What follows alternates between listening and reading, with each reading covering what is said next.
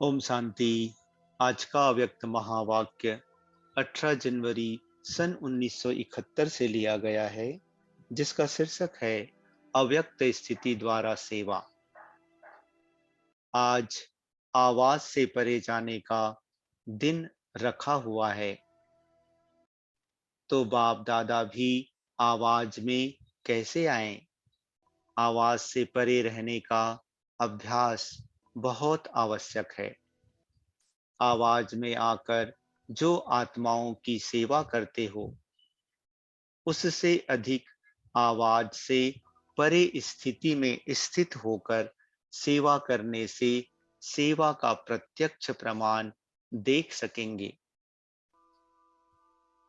अपनी अव्यक्त स्थिति होने से अन्य आत्माओं को भी अव्यक्त स्थिति का एक सेकंड में अनुभव कराया, तो वह प्रत्यक्ष फल स्वरूप आपके सन्मुख दिखाई देगा। आवाज से परे स्थिति में स्थित हो, फिर आवाज में आने से वह आवाज आवाज नहीं लगेगा, लेकिन उस आवाज में भी अव्यक्त वाइब्रेशन का प्रवाह किसी को भी बाप की तरफ आकर्षित करेगा। वह आवाज सुनते हुए उन्हों को आपकी अव्यक्त स्थिति का अनुभव होने लगेगा। जैसे इस साकार सृष्टि में छोटे बच्चों को लोरी देते हैं, वह भी आवाज होता है।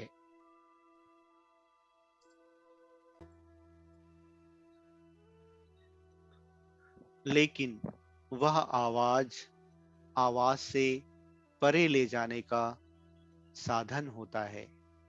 ऐसे ही अव्यक्त स्थिति में स्थित होकर आवाज में आओ, तो आवाज से परे स्थिति का अनुभव करा सकते हो। एक सेकंड की अव्यक्त स्थिति का अनुभव आत्मा को अविनाशी संबंध में जोड़ सकता है। ऐसा अटूट संबंध जुड़ जाता है जो माया भी उस अनुभवी आत्मा को हिला नहीं सकती। सिर्फ आवाज द्वारा प्रभावित हुई आत्माएं अनेक आवाज सुनने से आवागमन में आ जाती है, लेकिन अव्यक्त स्थिति में स्थित हुए आवाज द्वारा अनुभवी आत्माएं आवागमन से छूट जाती हैं। ऐसी आत्मा के ऊपर किसी भी रूप का प्रभाव नहीं पड़ सकता। सदैव अपने को कंबाइंड समझ कंबाइंड रूप की सर्विस करो, अर्थात अव्यक्त स्थिति और फिर आवाज, दोनों की कंबाइंड रूप की सर्विस वारिस बनाएगी। सिर्फ आवाज द्वारा सर्विस करने से प्रजा बनती जा रही है, तो अब सर्विस में नवीनता लाओ। बच्चे पूछते, इस प्रकार की सर्विस करने का साधन कौन सा है? बाप दादा कहते, जिस समय सर्विस करते हो उस समय मंथन चलता है, लेकिन याद में मगन। यह स्टेज मंथन की स्टेज से कम होती है। दूसरे के तरफ ध्यान अधिक रहता है, अपनी अव्यक्त स्थिति की तरफ ध्यान कम रहता है। इस कारण ज्ञान के विस्तार का प्रभाव पड़ता है, लेकिन लगन में मगन रहने का प्रभाव कम दिखाई देता है। रिजल्ट में यह कहते हैं कि ज्ञान बहुत ऊंचा है, लेकिन मगन रहना है, यह हिम्मत नहीं रखते, क्योंकि अव्यक्त स्थिति द्वारा लगन का अर्थात संबंध जोड़ने का अनुभव नहीं किया है। बाकी थोड़ा कना दाना लेने से प्रजा बन जाती है। अब के संबंध जुटने से ही भविष्य संबंध में आएंगे, नहीं तो प्रजा में तो नवीनता यही लानी है जो एक सेकंड में अव्यक्ति अनुभव द्वारा संबंध जोड़ना है। संबंध और संपर्क दोनों में फर्क है। संपर्क में आते हैं, संबंध में नहीं आते। समझा? आज के दिन अव्यक्त स्थिति का अनुभव किया है। यही अनुभव सदा काल कायम रखते हो तो औरों को भी अनुभव करा सकेंगे। आजकल वाणी व अन्य साधन अनेक प्रकार से अनेकों द्वारा आत्माओं को प्रभावित कर रहे हैं, लेकिन अनुभव सिवाय आप लोगों के अन्य कोई नहीं कर सकते हैं, ना करा सकते हैं। इसलिए आज के समय में यह अनुभव कराने की आवश्यकता है। सभी के अंदर अभिलाषा भी है, थोड़े समय में अनुभव करने के इच्छुक हैं, सुनने के इच्छुक नहीं हैं। अनुभव में स्थित रह अनुभव कराओ। सभी का स्नेह वतन में मिला, सुनाया था। 3 प्रकार की याद और स्नेह वतन में पहुंची। वियोगी, योगी और स्नेही, तीनों ही रूप का याद प्यार बाप दादा को मिला। रिवाइज कोर्स के वर्ष भी समाप्त होते जा रहे हैं।